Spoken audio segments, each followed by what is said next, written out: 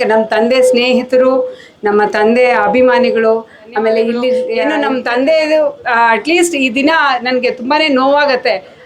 But ಅವ್ರಿಗೆ ಏನು ಆಸೆ ಅಂತಂದ್ರೆ ಯಾವಾಗ್ಲೂ ಇರೋದು ನನಗೆ. ಆಮೇಲೆ ಎರಡನೇದಾಗಿ ಈ 3 ಕಾರ್ಯಕ್ರಮ ಇಟ್ಕೊಂಡಿದ್ವಿ ಇವತ್ತು. ಆಗಲ್ಲ, ಯಾಕಂದ್ರೆ ಪ್ರತಿಯೊಂದು ಊರಲ್ಲಿ ಯಾವ ಶಾಲೆಗೆ ಹೋದ್ರು ಅಕ್ಕ ಇದು ನಿಮ್ಮ ತಂದೆ ಹಾಕ್ಸ್ಕೊಟ್ರು ಶಾಲೆ ಮಾಡ್ತೀನಿ ಅಂತಾನೆ ಹೋಗೋಗಂತೂ ಏನು ತಗೊಂಡು ಹೋಗಲ್ಲ. ನಮ್ಮ ತಂದೆ ಹೇಳೋರು ಸತ್ರು ಬದುಕಂಗೆ ಇರಬೇಕು ಅಂತ ಮನಸ್ಸಲ್ಲಿ ಇಟ್ಕೊಂಡಿಲ್ಲ. ಇದೊಂದು ಆಸೆ ಇಟ್ಕೊಂಡು ನನ್ನ ತಾಲೂಕ್ ಅವ್ರಿಗೆ ತುಂಬಾ ಆಸೆ ಇತ್ತು, ನನ್ನ ತಾಲೂಕ್ ಜನತೆಗೆ ನೀನು ಯಾವತ್ತೂ ಸರ್ವಿಸ್ ಮಾಡಬೇಕು ಅಂತ ಯಾವುದೋ ಒಂದು ರೀತಿ.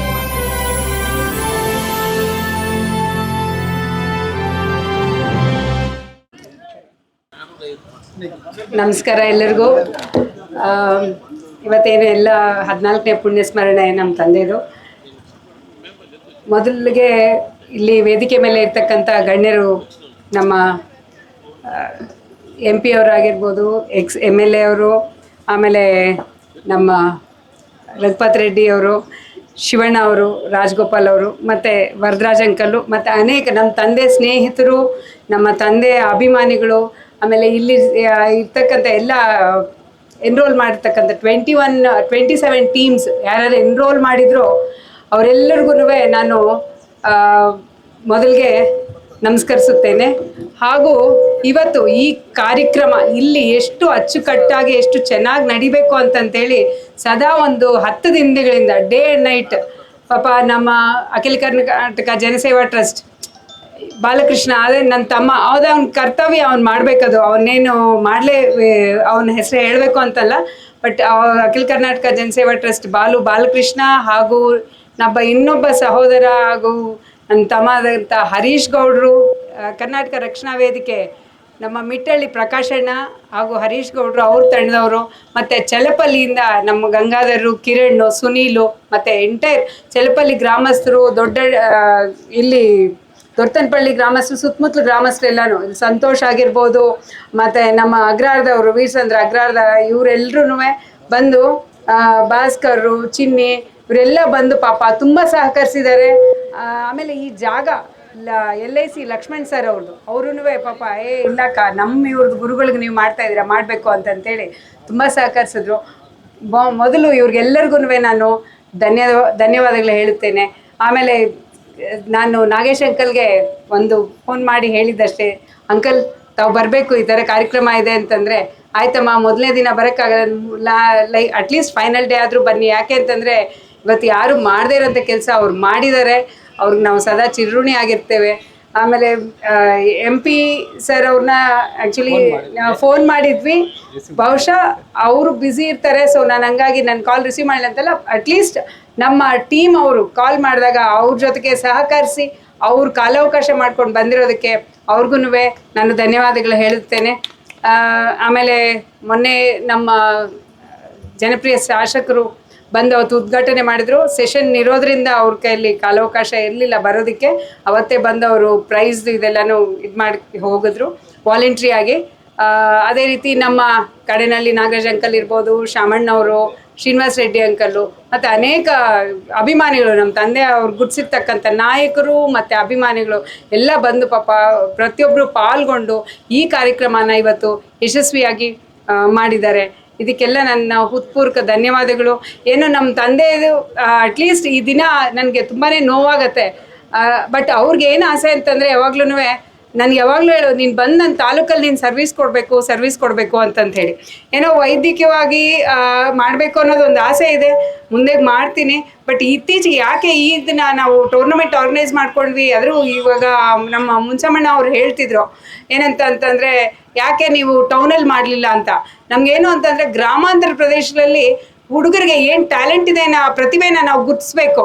ಯಾಕೆಂದರೆ ಟೌನಲ್ಲಿ ಇರ್ತಕ್ಕಂಥವ್ರಿಗೆ ಎಲ್ಲ ಸೌಲಭ್ಯಗಳು ಇರುತ್ತೆ, ಅದೇ ಗ್ರಾಮಾಂತರದಲ್ಲಿ ಇರೋರಿಗೆ ಅಷ್ಟು ಸೌಲಭ್ಯ ಇರಲ್ಲ. ಅದರಲ್ಲೂ ಪಾಪ ಅವರು ಕೆರೆಗಳಲ್ಲಿ ಅಲ್ಲೂ ಇಲ್ಲೂ ಆಟ ಆಡಿ ಪ್ರಾಕ್ಟೀಸ್ ಮಾಡ್ಕೊಂಡಿರ್ತಾರೆ. ಅದನ್ನು ಗುರ್ತಿಸಿ ಅದನ್ನು ನಾವು ಸ್ವಲ್ಪ ಅವ್ರಿಗೆ ಎನ್ಕರೇಜ್ ಮಾಡಿದ್ರೆ ಅವರು ಇನ್ನೊಂದು ಮಟ್ಟಕ್ಕೆ ಬೆಳೀತಾರೆ ಹೇಳಬೇಕಾದ್ರೆ. ಸೊ ಅದಕ್ಕೋಸ್ಕರನೇ ನಾವು ಇವಾಗ ಗ್ರಾಮಾಂತರ ಟೂರ್ನಮೆಂಟ್, ಗ್ರಾಮಾಂತರ ಪಂದ್ಯಾವಳಿನೇ ಇಟ್ಕೊಂಡಿರೋದು. ಆಮೇಲೆ ಎರಡನೇದಾಗಿ ಈ 3 ಕಾರ್ಯಕ್ರಮ ಇಟ್ಕೊಂಡಿದ್ವಿ. ಇವತ್ತು ಬುದ್ಧಿಮಾಂದ್ಯ ಮಕ್ಕಳ ಶಾಲೆಯಲ್ಲಿ ಅವ್ರಿಗೆ ಅನ್ನ ವಿತರಣೆ, ಮತ್ತು ಅದನ್ನು ನನ್ನ ಮಂಕಿ ಕ್ಯಾಪು ಮತ್ತು ಅನ್ನ ದಾಸೋಹ ಇಟ್ಕೊಂಡಿದ್ವಿ. ಅದಕ್ಕೆ ಇನ್ನೊಬ್ಬ ನನ್ನ ತಮ್ಮ ಭೋಗೀಶು ಮತ್ತು ನನ್ನ ಇನ್ನೊಬ್ಬ ಸಹೋದರ ಮತ್ತು ಅಖಿಲ ಕರ್ನಾಟಕ ಜನಸೇವಾ ಟ್ರಸ್ಟ್ ಟೀಮ್ ಇವರೆಲ್ಲ ಹೋಗಿ ಅಕ್ಕ ನಾವು ಹೋಗಲ್ಲಿ ಮಾಡ್ಕೊಂಬರ್ತೀವಿ, ನೀನು ಇಲ್ಲಿ ಬರೋರ್ನೆಲ್ಲನೂ ಮಾತಾಡಿಸಿ ನೀನು ಗೌರವ ಸಲ್ಲಿಸ್ಬೇಕಕ್ಕ, ಇಲ್ಲಿ ನೀನು ಅಲ್ಲೂ ಇಲ್ಲೂ ಎರಡು ಕಡೆ ಇದು ಮಾಡೋಕ್ಕಾಗಲ್ಲ ಅಂದರು. ಮತ್ತು ನೆನ್ನೆ ಗುಡಪಲ್ಲಿ ಪಂಚಾಯತಿ, ಉತ್ನೂರು ಪಂಚಾಯತಿ ಅಲ್ಲೆಲ್ಲನೂ ಎಲ್ಲ ಸರ್ಕಾರಿ ಶಾಲೆಗಳಿಗೆ ಕೆಲವೊಂದು ಕುಗ್ರಾಮಗಳಿಗೆ ಹೋಗಿದ್ವಿ. ಅಲ್ಲೇನು ಅಂತಂದರೆ ಒಂದು 20-25 ಜನ ಮಕ್ಕಳು ಪಾಪ, ಆ ಮಕ್ಕಳಿಗೆಲ್ಲನೂ ನಾವಲ್ಲಿ ಬುಕ್ಸು, ಬ್ಯಾಗ್ಸು, ಪೆನ್ಸು, ಪೆನ್ಸಿಲ್ಸ್ ಎಲ್ಲ ಇದು ವಿತರಣೆ ಮಾಡಿದ್ವಿ. ಅದಕ್ಕೆಲ್ಲನೂ ನನಗೆ ಬಾಲು ಮತ್ತು ನಮ್ಮ ಜನಸೇವಾ ಟ್ರಸ್ಟು ಟೀಮ್ ಅವರು ಮತ್ತು ನಮ್ಮ ಹರೀಶ್ ಗೌಡ್ರು ಟೀಮು ಇವರೆಲ್ಲನೂ ನನ್ನ ಜೊತೆ ಸಹಕರಿಸಿದ್ರು. 3 ದಿನದಿಂದ ಪ್ರತ್ಯೇಕವಾಗಿ ನನಗೆ ತಾಲೂಕಲ್ಲಿ ಓಡಾಡ್ತಾ ಇದ್ರೆ ನಮ್ಮ ತಂದೆ ಇದ್ದಂಗೆ ಅನಿಸ್ತದೆ ಹೊರತು ಅವ್ರನ್ನ ಮರೆಯೋಕ್ಕಾಗಲ್ಲ. ಯಾಕಂದರೆ ಪ್ರತಿಯೊಂದು ಊರಲ್ಲಿ ಯಾವ ಶಾಲೆಗೆ ಹೋದ್ರು ಅಕ್ಕ ಇದು ನಿಮ್ಮ ತಂದೆ ಹಾಕ್ಸ್ಕೊಟ್ರು ಶಾಲೆ. ಇವತ್ತು ನೋಡಿ ಇಷ್ಟು ಜನ ಮಕ್ಕಳು ವಿದ್ಯಾವಂತ ಅಂತಂದರೆ, ಇವತ್ತು ವಿದ್ಯಾವಂತರೇ ನಾಳೆ ದಿನ ಒಳ್ಳೆಯ ಪ್ರತಿಭಾವಂತರು ಆಗ್ತಾರೆ. ಸೊಸೈಟಿ ಒಳ್ಳೆ ಎಜುಕೇಷನ್ ಇದ್ದಾಗ ಸೊಸೈಟಿ ಇನ್ನೂ ಚೆನ್ನಾಗಿರುತ್ತೆ, ನಮ್ಮ ದೇಶ ಉದ್ಧಾರ ಆಗುತ್ತೆ. ಅದಕ್ಕೋಸ್ಕರ ನಾವು ಯಾವತ್ತೂ ವಿದ್ಯೆಗೆ ಮತ್ತು ಈ ಥರ ಕಲೆಗೆ ಪ್ರೋತ್ಸಾಹಿಸಬೇಕು ಅಂತಂತೇಳಿ ನಾನು ಎಲ್ಲರಲ್ಲಿ ಕಲ್ಕಲೆಯಾಗಿ ಪ್ರಾರ್ಥಿಸ್ತೇನೆ. ಆಮೇಲೆ ಇನ್ನೊಂದು ಅಂದರು ಮುನ್ಸ್ವಾಮಿ ಅಂಕಲ್ ಅವರು, ಯಾವಾಗ ನಮಗೆ ಈ ಥರ ಸ್ಪೋರ್ಟ್ಸ್ ಆ್ಯಕ್ಟಿವಿಟೀಸ್ ಇರುತ್ತೋ ಆವಾಗ ಬೇರೆ ಇದ್ರ ಮೇಲೆ ಜ್ಞಾನ ಬರಲ್ಲ ಮಕ್ಕಳಿಗೆ. ಸೊ ಯಾಕಂದರೆ ಅವ್ರು ಹೆಲ್ತಿಯಾಗಿರಬೇಕು, ಫಿಟ್ಟಾಗಿರಬೇಕು ಅನ್ನೋದನ್ನು ಒಂದು ಅವ್ರಿಗೆ ಮನ್ಸಿಗೆ ಇದಾಗತ್ತೆ. ಸೊ ಅವ್ರಿಗೆ ಅವಾಗ ಶಿಸ್ತು ಬರುತ್ತೆ ಹೇಳಬೇಕಾದ್ರೆ. ಸೊ ಹಂಗಾಗಿ ಇದು ಹೆಲ್ತ್ ವೈಸು ಹೆಲ್ಪ್ ಆಗುತ್ತೆ.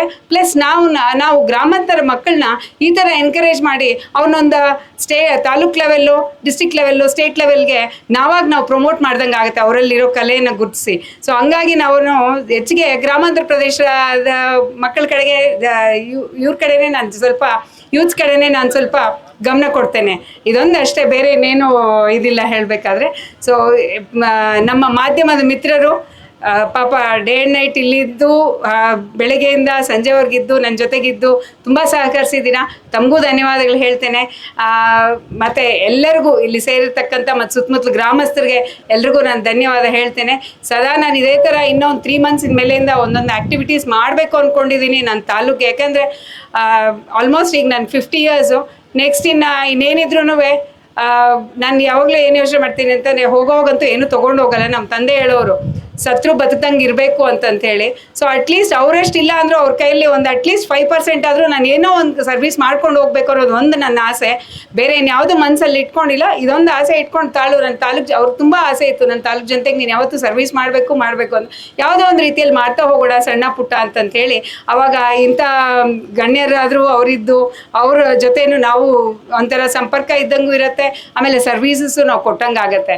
ಇಷ್ಟು ಹೇಳಿ ನನ್ನ ಮಾತನ್ನು ಮುಗಿಸ್ತೇನೆ. ಜೈ ಹಿಂದ್, ಜೈ ಕರ್ನಾಟಕ. ನಮಸ್ಕಾರ.